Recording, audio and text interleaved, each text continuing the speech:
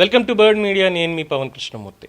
American president Donald ట్రంప్కి మాజీ ముఖ్యమంత్రి వైఎస్ జగన్మోహన్ రెడ్డికి ఏంటి ఆ సాపేక్ష? ఏం లేదు, ఆపరేషన్ డైవర్షన్ అంతే. మీరు కావాలంటే చూడండి, సోషల్ మీడియా అంతా కూడా ఇప్పుడు దీని గురించే మాట్లాడుతున్నారు. ఆల్ ద సడన్ నిన్న అన్న బయటికి ఎందుకు వచ్చాడు, వచ్చి మావిగన్ అని ఎందుకు మొదలుపెట్టాడు, అసలు మావిగన్ ఇప్పుడే ఎందుకు వచ్చింది, 5 ఏళ్ల పాటు ఎందుకు మాట్లాడలేదన్నాడు. ఒక పక్కన అమరావతి చట్టబద్ధత మీద పార్లమెంట్లో చర్చ జరుగుతోంది. బిల్ పాస్ అయింది లోక్సభలో, రాజ్యసభలో ఇవాళ పాస్ అవుతుంది. రేపు క్యాబినెట్, ఎల్లుండి మన ప్రెసిడెంట్ ఆఫ్ ఇండియా దగ్గరికి వెళ్తుంది, గెజెట్ రిలీజ్ అవుతుంది.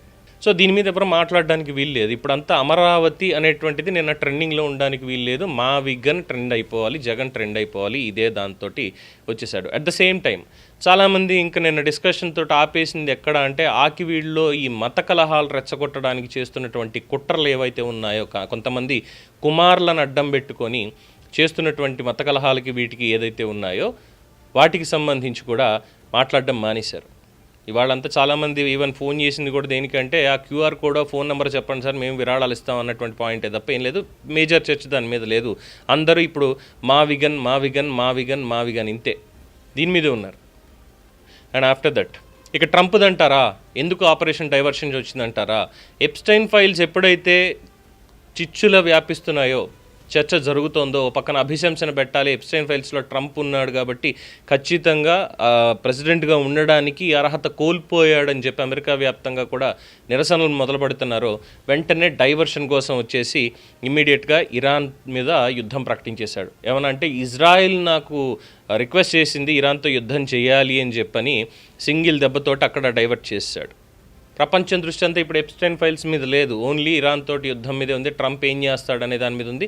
అక్కడ యూరోపియన్ కంట్రీస్ కాదు, గల్ఫ్ కంట్రీస్ కావచ్చు, అలాగే నాటో కూటమి కూడా, నేను నాటోతో ఉండడం నాకు సంబంధం లేదు అంటూ ఇక ఇష్టం వచ్చినట్టు మాట్లాడుతున్నాడు. ప్రపంచం ఎలా పోతే నాకెందుకు అనేటువంటి విధంగా. అంటే ఎప్స్టైన్ ఫైల్స్ మీద డిస్కషన్ వచ్చిన దాని మీద అసలు ఇంకా మాట్లాడకూడదు. సో అగైనిస్ట్ డైవర్షన్, యుద్ధం తీసుకొచ్చేశాడు.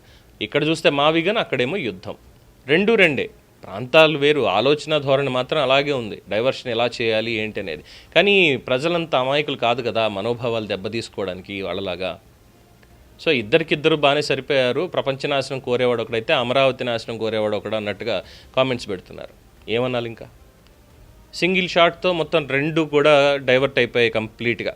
ఇక్కడ ఇంకోటి కూడా చెప్తున్నారు ఏంటంటే, తెలుగుదేశం వాళ్ళ బలహీనతలని అంగుళం తెలిసినటువంటి జగన్మోహన్ రెడ్డి గురి చూసి కొట్టినటువంటి దెబ్బకు అటు మీడియా, ఇటు సోషల్ మీడియా అసలు విషయం గాలికి వదిలేసి జగన్మోహన్ రెడ్డి మీద పడ్డారు.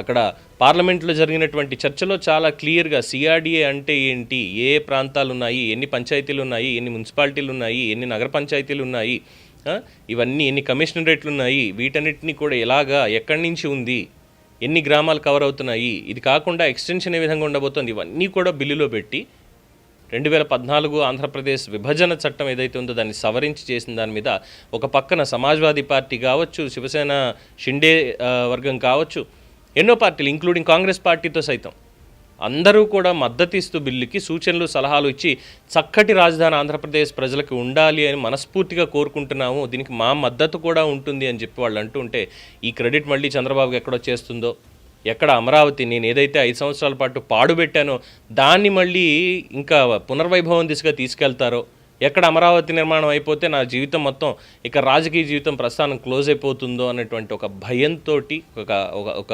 కక్షతోటి ఇవన్నీ చేస్తున్నాడు. అందుకే ఇప్పుడు మా విగన్ అని కొత్తగా తీసుకొచ్చాడు తప్ప ఇంకోటి ఏం లేదు. పైపెచ్చు అక్కడ ఏదో పోర్ట్ ఉంది, పోర్ట్ తర్వాత హైవేలు ఉన్నాయని చెప్తాడు.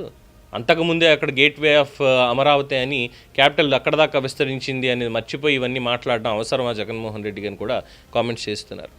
ఏదేమైనప్పటికీ నిన్న నిజంగానే ట్రెండింగ్లోకి వెళ్ళిపోయింది. అమరావతి చట్టబద్ధత అనేది పక్కన పెడితే అది మనకి చాలా చారిత్రాత్మకమైనది. అయితే ఈయన మాట్లాడినటువంటి మాటలు, మరి స్క్రిప్ట్ ఇచ్చినటువంటి మహానుభావుడు ఎవరో తెలియదు కానీ చాలా చక్కగా గురి చూసి మీద వదిలేరు. అదే మూమెంట్కి ఒక పక్క చర్చ జరుగుతోంది, ఇంకో పక్కన ఈయన వచ్చేసి గత 5 ఏళ్లలో నేనేం చెయ్యలేదు అనేది పక్కన పెట్టి కొత్తగా ఇప్పుడు చెయ్యండి మావిగన్ అని ఈయన.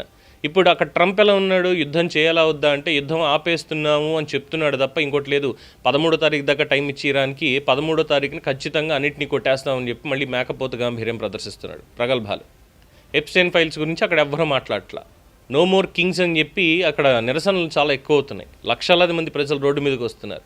ఇది కూడా ట్రంప్కి ఒక పక్కన భయం పట్టుకుంది, ఎక్కడ నన్ను అభిశంసిస్తారో, ఎక్కడి నుంచి తీసేస్తారో అని చెప్పని. సో ఆ ఉద్దేశం కూడా ఉంది. సో ఇద్దరికిద్దరే డైవర్షన్లో భాగంగా చాలా చక్కగా అన్నింటినీ పక్కన పెట్టేలా చేశారు.